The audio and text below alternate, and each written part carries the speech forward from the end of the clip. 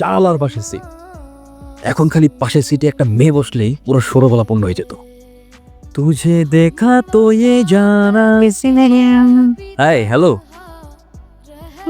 আপনি যদি কিছু মনে না করেন, আপনি কি একটু এদিকে সরে বসবেন?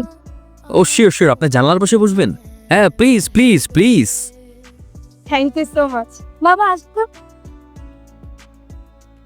আপনি শুনুন না, আমার বাবা কখনো একা একা কোথাও যাননি, তো আপনি একটু বাবার দিকে খেয়াল রাখবেন কেমন?